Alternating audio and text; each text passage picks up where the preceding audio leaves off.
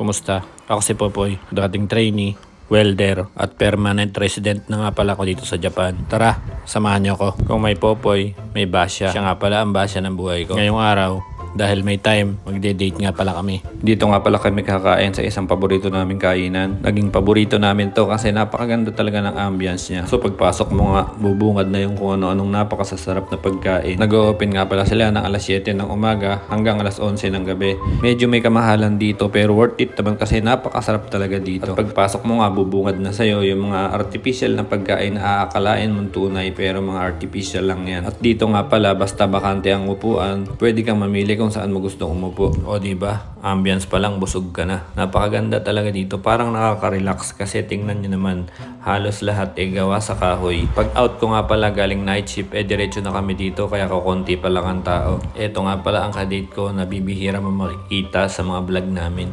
Kasi napakamahiyain talaga. Saka isa rin sa nagusto kong sa kanya yung pagiging simple niya. Halos walang kaluhulo sa katawan. Minsan nga ako na lang nagpupumilit na bumili ng mga damit niya. Dahil kahit pumunta kami sa bilihan ng damit niya, damit ng mga bata pa rin ang hinahanap niya. Dahil nagigilty siya kapag para sa kanya lang yung bibilin. Kaya dapat pag ibibili mo siya ng damit, ibibili mo rin yung mga bata. Psst! Psst!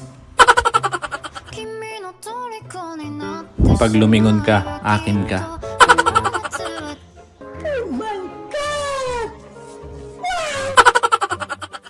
So ayan na nga, gaya ng sinabi ko sa inyo, medyo may kamahalan dito. Pero masasarap naman talaga. Tsaka napakadalang naman talaga namin pumunta dito. Tsaka minsan, dapat din nating bigyan ng reward yung mga mami na talaga napakatiisin lalo na sa mga bata. Dahil hindi naman talaga biro na alagaan mo ang mga anak mo habang gumagawa ka ng mga gawaing bahay. Tapos ito pa nga si Mrs. meron pa siyang part-time job. Dahil may free time pa siya kapag nasa school yung mga bata. Saka isa rin yun para stress reliever niya para hindi rin naman siya puro bahay para maiba rin naman yung ambience niya. At malaking tulong na rin yun para sa akin kasi doon kami kumukuha na minsan ng panggala namin at mga ibang bigla ang gastos na rin. So mabalik tayo. Andito na nga pala yung staff para kunin yung order namin.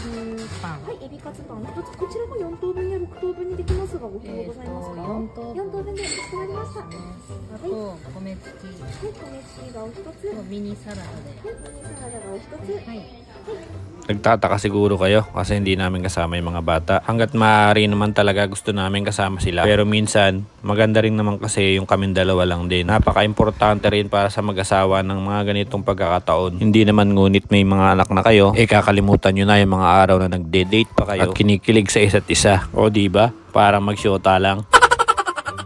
Parang ganito. O dali mahal, subukan kita kunwari para sabihin nila sweet tayo. Dumating na nga pala yung mga orders namin. So ito yung egg sandwich, meron ding ebi katsu or yung shrimp katsu. At meron din kaming fried chicken na kung tawagin dito ay karage.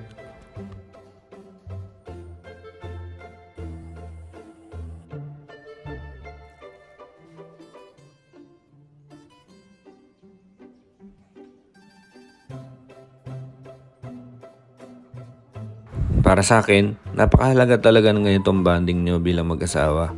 Hindi ngunit may anak na kayo, lilimitahan nyo na yung mga bagay-bagay sa inyong mag-asawa. Napakasarap kaya yung mga ganito na nagkukwentuhan kayo, na meron kayong bonding sa isa't isa. Sa mga followers namin o yung mga dati nang nanonood, siguro makikita nyo minsan na nagpo-post ako na nagiinom kaming dalawa, na kaming dalawa lang sa bahay. May iba't ibang way tayo kung paano mag-unwind o magre-relax. Para sa akin, mas pinipili ko na kabanding ang pamilya ko, ang asawa ko, dahil gusto ko na ma-enjoy yung bawat minuto, ang bawat oras na sila yung kasama ko. O diba?